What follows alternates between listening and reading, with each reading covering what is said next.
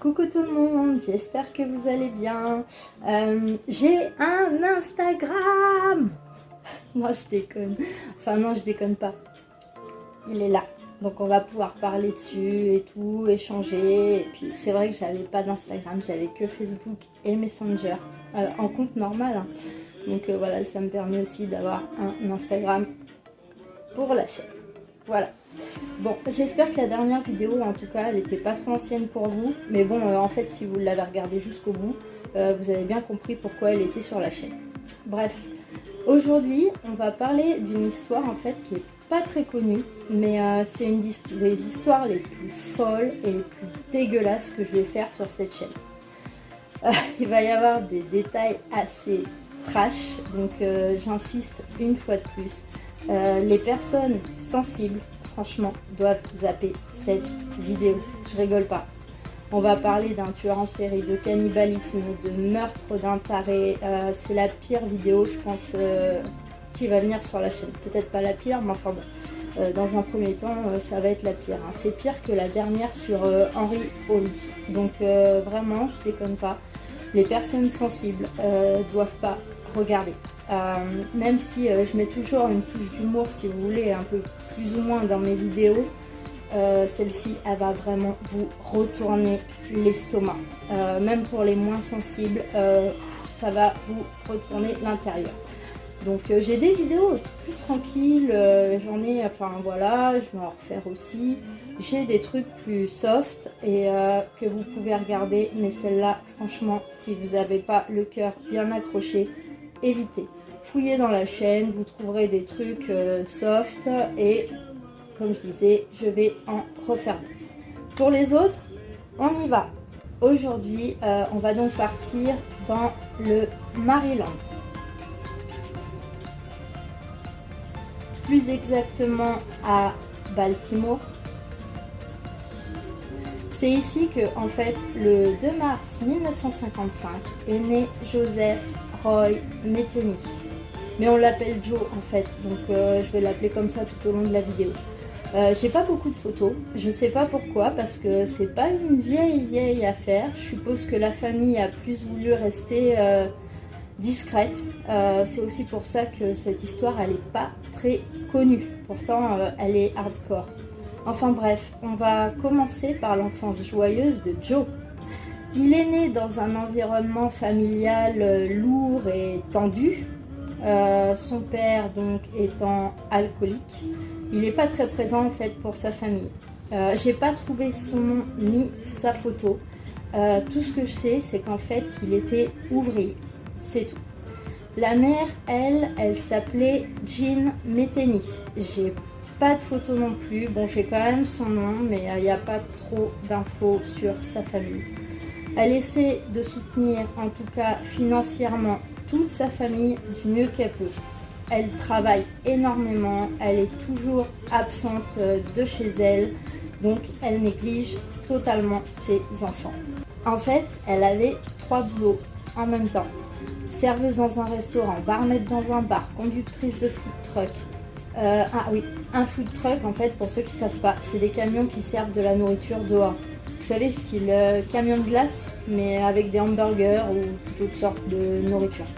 Enfin bref, Jean Metheny, la mère, donc, elle bossait beaucoup. Elle avait 3 jobs, ça fait quand même pas mal. Hein. Joe Metheny, donc le fils, a donc 5 frères et sœurs. Donc Jean Metheny, la mère, elle avait 6 enfants en tout. Bah rien. Alors, entre 3 jobs, 6 enfants et son mari toujours bourré, ça devait pas être facile. Ça fait un peu du sens qu'elle était occupée. En tout cas, les 6 enfants dont Joe ont été vraiment très vite livrés à eux-mêmes sans la moindre autorité parentale. Ils seront même envoyés à de nombreuses reprises en famille d'accueil. Malgré tout, Joe, lui, il n'a pas mutilé donc des animaux dans sa jeunesse. C'était déjà pas mal. Mais bon. Joe, il était apparemment un enfant très calme, tranquille, respectueux, poli, qui causait absolument aucun problème. Je suis désolée, j'ai pas de photo de lui quand il était enfant. Enfin ouais, il causait aucun problème. Ouais. Apparemment, donc, sa mère ne se plaignait jamais de lui. Quand Joe avait seulement 6 ans, il a perdu son père en fait, qui est mort dans un accident de voiture, alors qu'il avait un taux d'alcoolémie indescriptible. Alors vous imaginez, pour Jean, la mère, déjà que c'était compliqué, alors là c'était carrément la cata. Les enfants, donc, d'autant vous dire qu'ils étaient encore plus livrés à eux-mêmes. Apparemment, ils avaient même encore la vie donc plus difficile. C'est là que Joe donc va commencer à mentir de plus en plus. En fait, à l'école, il allait raconter en fait à tout le monde, y compris au professeur, que ses 2 parents étaient morts, alors que sa mère en fait, elle était bien en vie. Elle était négligente, ok, mais elle n'était pas décédée. Hein. Alors, sachez que la plupart des éléments que je viens de vous donner sont relatés par Joe lui-même quelques années plus tard quand il sera interrogé. La mère, en fait, elle a démenti donc aussi plus tard toutes les accusations de négligence. Elle a dit qu'il n'avait jamais manqué de quoi que ce soit. Elle a dit que certes, elle travaillait beaucoup, mais que si son fils avait une apparence négligée, c'est qu'il le voulait bien. Donc bon, on a 2 versions totalement différentes de l'histoire. À 18 ans, donc juste majeur, en 1973, il a rejoint l'armée américaine. Il déclarera un peu plus tard qu'il a servi au Vietnam. Alors que sa mère, du coup, elle atteste qu'il n'a jamais mis les pieds au Vietnam et que son service s'était fait totalement en Allemagne. Donc bon, effectivement, il y a une grande différence entre le Vietnam et l'Allemagne. Bref, une enquête donc plus tard de toute façon prouvera qu'effectivement le service militaire au Vietnam à ce moment-là, il était complètement terminé et depuis un bon moment. C'est con, je pense qu'il n'a pas dû penser à ça. En tout cas, c'est pendant son service donc à l'armée qu'il va devenir complètement accro à l'alcool et aux drogues. Bon, héroïne, cocaïne, crack, enfin bon, vous voyez bien. À son retour à Baltimore, à la fin de son service donc militaire, il était devenu apparemment totalement différent. Il était froid, il était distant, il voulait plus habiter avec ses proches et il a carrément préféré vivre à la rue. Il dépensait tout son argent en crack et héroïne ou dans les bars crado de la ville. Bref, il a fait la rencontre de nombreux donc, itinérants, principalement grâce à la drogue. En 1991, Joe sera carrément fait sa communauté de sans-abri et même en dehors, il était connu en fait de toute la ville.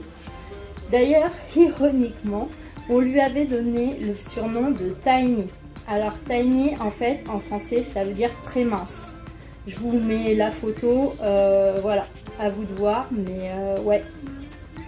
Il faisait 1m90 pour 200 kg, donc bon, je pense que ça doit être la drogue, car perso, je vois pas ce qu'il a de Tiny. Après, on ne peut pas lui enlever que malgré ses mauvaises fréquentations et ses mauvais passe-temps, il travaillait quand même à côté. Il était camionneur et conducteur de chariot élévateur. Il est décrit par ses collègues comme quelqu'un de très intelligent, sympa, avec qui c'est un plaisir de travailler. Même si en fait à ce moment-là, il était encore à la rue, drogué et dans ses conneries. Mais bon. Il avait d'ailleurs toujours pas créé de lien avec sa famille. Resserrer les liens, quoi. Pendant une de ses soirées à excès, il va rencontrer donc une certaine Fatima. Désolée, j'ai trouvé que son nom, mais pas la photo. Donc bref, elle aussi, elle était toxicomane, qui se ressemblent, ça semble. Et ils vont se mettre donc en couple et se marier très très rapidement. Ils vont louer un mobil-home assez miteux où ils vont s'installer. Ah oui, je vais faire quand même une petite parenthèse pour vous pour le mobil-home. C'est pas un rêve pour vous, vous voyez style vraiment tout le temps miteux, clochard, enfin bon, pour vous c'est signe de pauvreté. Et bah détrompez-vous, parce que aux États-Unis, c'est très courant et dans 80% du temps, un mobil-home est mieux qu'une maison. Il y a des 3, 4 chambres, des mobil-homes luxueux. Juste à titre d'exemple en fait, à côté de chez moi, en Caroline du Sud, pour un mobil-home 2 chambres, le loyer minimum c'est 700 €. Il y a des mobil-homes franchement beaucoup mieux que ma maison où je vis. Enfin bon, bref. Je reviens à mon histoire, mais c'était juste pour vous dire qu'il ne faut pas avoir d'a priori quand quelqu'un vous parle de mobil-home aux États-Unis. Bref, Fatima et Joe ont donc loué un mobil-home, mais miteux et dans un quartier de drogués, évidemment. Les deux étant toxicomanes, s'en suivra ensuite la naissance de leur petit garçon et tout s'est très bien passé pendant plusieurs années. Enfin, tout s'est très bien passé pour une famille de toxicos, évidemment. Vous voyez ce que je veux dire. Mais bon, un soir de 1994, alors que Joe rentre tard du travail, il se rend compte en fait que tout a disparu. Il n'y avait plus rien chez lui, le logement il était complètement vide, plus de mobilier, plus d'objets, plus de vêtements. Et surtout, en fait, ce qui était le plus emmerdant, c'était qu'il n'y avait plus de femme et plus de fils. C'est un peu embêtant. Il s'est donc effectivement rendu compte que sa femme s'était enfuie avec son fils. Il était donc dévasté, normal, je pense que n'importe qui aurait la même réaction. Tu rentres chez toi du boulot tard pour ramener l'argent à la maison, puis tout a disparu, ta femme, ton fils, super, surprise. Mais bon, bref, il gardait toujours quand même espoir de les revoir bientôt. Il a confié plus tard lors d'une interview, alors je vais vous dire ses paroles mot pour mot. J'ai réussi à savoir où était mon fils. Je l'ai appris environ 6 mois plus tard qu'elle avait déménagé avec un connard à l'autre bout de la ville qui l'aurait obligé à vendre son cul pour de la drogue. On lui avait enlevé mon fils pour négligence et maltraitance d'enfant et je savais que je n'aurais aucune chance de récupérer mon fils aux services sociaux avec mon casier judiciaire. Ça m'a rendu fou, je voulais la retrouver et me venger. Voilà, donc c'est mot pour mot ce qu'il a dit donc lors de cette interview. Donc Joe Metheny, lors de cette interview, donc c'était après sa condamnation justement en prison qu'il a sorti tout ça. Donc quand il a appris 6 mois après où était sa femme, il a décidé en fait de se rendre à l'endroit exact pour se venger. C'est sous un pont de Baltimore. Je vous mets la photo. C'est un terrain en fait très connu et très fréquenté par les sans-abri. C'est une sorte de camping en fait pour sans-abri et surnommé le Tent City. Quand il arrive donc sur place, Joe va tomber sur 2 SDF. Il les questionne direct sur l'endroit où se trouve sa femme. Il leur explique donc toute l'histoire depuis le début, depuis qu'il est rentré du boulot et que sa femme elle avait disparu. La description aussi physique de Fatima, donc sa femme. Les 2 hommes sans abri, eux de leur côté, ils connaissaient pas en fait Fatima, donc ils l'avaient jamais vue, donc forcément ils lui répondent qu'ils n'ont aucun renseignement pour Joe. Sauf que les réponses ne conviennent pas à Joe. Il insiste lourdement en répétant encore et encore les mêmes questions. Mais bon, les 2 sans-abri, ils savaient rien, donc ils n'avaient rien à dire de spécial. Problème, Joe, il était défoncé. Il s'était drogué vraiment excessivement avant de partir. Donc il était chaud comme une patate. Il était persuadé en plus que les 2 hommes, ils en savaient beaucoup plus qu'ils voulaient bien le dire. Il a pété un câble, donc il s'est éloigné. Il s'est baissé pour ramasser une hache qu'il avait emmenée avec lui. Les 2 hommes, ils n'ont pas fait gaffe, eux, au retour de Joe. Ils pensaient qu'il avait lâché l'affaire et puis qu'il leur foutait enfin la paix. Ils savaient rien. Sauf que non. Il les tua à coups de hache de plus en plus violents. Il les a démembrés, procédant à la découpe précise de chaque organe, chaque muscle. Vraiment, c'était un travail de boucher. Les 2 hommes, donc, s'appelaient Randall Brewer et Randy Picker. Une fois que les meurtres donc ont été achevés, Joe se rendit compte qu'il y avait un pêcheur en fait qui était pas loin de là où il était et qu'il avait peut-être assisté à toute la scène. En fait, il était placé dans un endroit où probablement, c'était une possibilité, il aurait pu voir tout ce qui s'était passé. Donc impossible pour Joe de le laisser repartir tranquillement. Il l'a donc tué aussi à coups de hache, et quand il a fini de le découper en petits morceaux, lui aussi, comme les deux hommes précédents en fait, une fois qu'il avait donc terminé sur sa troisième victime, Joe se rend compte qu'il y a une prostituée en fait qui passe par là. Il lui propose donc en fait de s'approcher d'elle en lui offrant de la drogue. Cette dame, elle s'appelle Cathy Magaziner. Elle est âgée de 39 ans. Ils se rendent donc sous le pont, là où il y avait encore les trois précédentes victimes. Il lui fit subir le même interrogatoire que les deux sans-abri sur l'emplacement de sa femme. Il était encore défoncé. La pauvre Cathy, elle savait rien non plus. Et oui, elle s'est fait découper en morceaux, elle aussi. Quelques minutes plus tard, alors qu'il est toujours en train de s'acharner sur sa quatrième victime, il entend encore des bruits de pas s'approcher. C'était une autre prostituée, Kimberly Lynn Spicer. Il décida donc d'attraper le corps de sa dernière victime et de le balancer dans les buissons, dans le but de le cacher en fait. Mais même scénario, Joe il va questionner la nouvelle jeune femme encore et encore. Elle avait, elle non plus, aucune nouvelle information pour Joe au niveau de Fatima.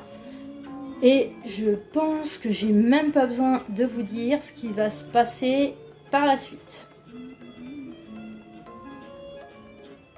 Et ben oui, il l'a découpé complètement en morceaux. Donc c'était sa cinquième victime. Après donc cette cinquième victime en morceaux également, il s'est dit qu'il était peut-être temps en fait pour lui de quitter les lieux. L'effet de la drogue devait être en mode descente, je suppose. En tout cas, avant de quitter les lieux, donc il s'assura de déposer les morceaux des deux sans-abri sur un matelas pas très loin de là où il les avait découpés. Il découpera ensuite leur tête quand même et il ira ensuite les enterrer un petit peu plus loin. Pourquoi ? Il laisse donc la prostituée qui était dans le buisson, il la laisse au même endroit, et le corps de la dernière prostituée et du pêcheur, il les jettera à la baille, à la flotte, par-dessus le pont. Ouais. Il essaya donc ensuite de nettoyer un petit peu, tant bien que mal, la scène du crime. Mais en entendant encore d'autres gens d'approcher, il décida de quitter les lieux. Plus tard, il reviendra donc sur cette fameuse nuit où tout a démarré pour lui. C'était une nuit très chargée pour moi, 5 meurtres en quelques heures. Il déclarera donc quelques jours plus tard ces paroles que je viens de vous citer. Il déclarera plus tard donc être retourné 15 jours après les meurtres sur le lieu du crime pour récupérer la tête de Cathy Magaziner, qu'il aurait ensuite placée dans une boîte pour la jeter à la poubelle. Quelques jours plus tard, la police donc découvre le corps des deux sans-abri malheureusement, et ils vont pas mettre longtemps en fait pour relier Joe au crime. Il sera donc arrêté et jeté en prison, accusé de ces meurtres. Mais c'est pas tout. Joe sera relâché 1 an et demi plus tard pour manque de preuves. Je déconne pas. En 95, Joe est donc tranquille, en liberté. Mais c'est toujours pas tout. il pourra reprendre son business là où il l'avait arrêté. D'ailleurs, c'est ce qu'il va faire. En pire. Il allait donc pouvoir tuer de nouveau. Toujours évidemment en voulant retrouver sa femme. C'était encore son but, même 1 an et demi après de prison. Il retourne donc dans son mobil-home où il habitait donc précédemment. Il a retrouvé ses anciens contacts drogués et sans-abri. Il a pu se rendre compte d'ailleurs à ce moment-là que les prostituées autour de chez lui étaient en plus grand nombre et que c'était vraiment des proies très faciles. Parce que en fait, si tu veux, personne se doute jamais de rien en fait. À ce moment-là, si une prostituée rentre chez toi, surtout dans un quartier drogué, les gens ils boycottaient complètement. Maintenant c'est tout le contraire, hein. On voit que ça, du coup, une prostituée rentre chez toi, tu te dis, voilà, tu vois absolument que ça. Enfin bref, donc Joe a pris l'habitude de faire rentrer les prostituées chez lui en prétendant vouloir leur offrir de la drogue avant, malheureusement, de les étrangler et de les battre à mort et de les démembrer. Voilà. Mais quand je parle de démembrer, ce coup-là, c'est qu'il passait des heures et des heures entières à découper chaque muscle, à découper chaque petit nerf, à découper chaque morceau. Enfin bon, vous avez compris. Mais c'est toujours pas tout, parce que après avoir fait un tri complet donc des bons morceaux, il gardait toutes donc les bonnes parties dans un tupperware qu'il gardait dans son frigo, vu que ça rentrait pas dans son congèle. Un grand malade. Un putain de taré. Il va se débarrasser ensuite des restes en les enterrant dans un cimetière non loin de chez lui. Cette divertissante activité manuelle durera pendant plusieurs semaines. Personne ne sait exactement, mais Joe se vantera donc de 13 victimes par la suite. Voilà. Donc jusque-là, mon histoire, elle était bien dégueulasse, hein. Sauf que c'est toujours pas tout. Mais que faisait-il donc Joe de la chair humaine dans son frigo? On a dit au début qu'il était conducteur de camion. Ouais. À sa sortie de prison, il a ouvert un food truck. Vous vous souvenez, c'est ce que je vous ai dit sur les food trucks, voilà. Donc c'était un food truck de hamburger maison. Il avait donc installé son camion en ville, sur une avenue, une place très fréquentée en ville par les camionneurs et habitants donc de la ville. C'était vraiment un endroit très fréquenté. Il a eu très rapidement un immense succès avec ses hamburgers maison. Les conducteurs et habitants en fait qui passaient toujours, ils se sont tous passé le mot en fait les uns aux autres. Ils disaient que les hamburgers maison de Joe étaient tous les meilleurs qu'ils avaient jamais goûtés. La devanture de son camion annonçait hamburger 100% bœuf et porc. Sur le principe, en fait, c'est top. Sauf que la viande animale de Joe ne comblait que 50% de la viande présente dans les hamburgers. Parce qu'en fait, le reste se trouvait être la viande de son frigo, de ses victimes. Il mixait la viande animale avec la viande humaine pour en faire une seule et même galette de viande qui plaçait donc dans ses hamburgers. Et personne ne se rendait compte absolument de rien. Joe, apparemment, il avait lui-même goûté ses sandwichs avant de les commercialiser et il a déclaré qu'il était absolument, les sandwichs étaient absolument tous délicieux et qu'on pouvait se rendre compte de rien parce qu'apparemment le goût de la viande humaine a le même goût de la viande animale. Enfin bref. Ce cinglé vendit ses sandwichs pendant de nombreuses semaines. On ne sait pas combien de personnes se sont arrêtées pour y goûter, mais c'est exponentiel et énorme. Donc le business de Joe fonctionnait super bien. En vendant donc des hamburgers à tire-larigot. Il a fini évidemment un jour par manquer de viande humaine. Il se dit donc qu'il était temps pour lui de retourner à la chasse aux travailleuses du sexe. Et le soir même, il alla aborder une prostituée du nom de Rita Camper. Elle suit Joe, elle, donc aussi pour de la drogue, évidemment, tout comme les autres. Une fois chez lui, Joe assomma très rapidement Rita avec un objet, donc on ne sait pas lequel. Joe pensa que, en fait, la jeune femme, donc du coup, elle était inconsciente au sol. Il s'est retourné pour prendre ses outils pour la découper, mais Rita, elle était encore d'aplomb et elle a sauté vite fait, bien fait par la fenêtre en fait du mobil-home et elle a détalé comme un lapin jusqu'à la rocade où un camionneur l'a prise en fait et ils se sont donc arrêtés à la première station service et ils ont appelé bien évidemment la police. Évidemment, la police est arrivée donc chez Joe ultra rapidement avec la douceur et la délicatesse que tout le monde leur connaît des policiers américains. Joe a donc mangé le béton en se faisant menotter. C'est donc ce jour-là, le 15 décembre 1996, que Joe Metheny a été interpellé. Il avouera tous ses crimes, y compris les 5 premiers. Il avouera ensuite avoir tué un grand nombre de prostituées pour en faire des hamburgers.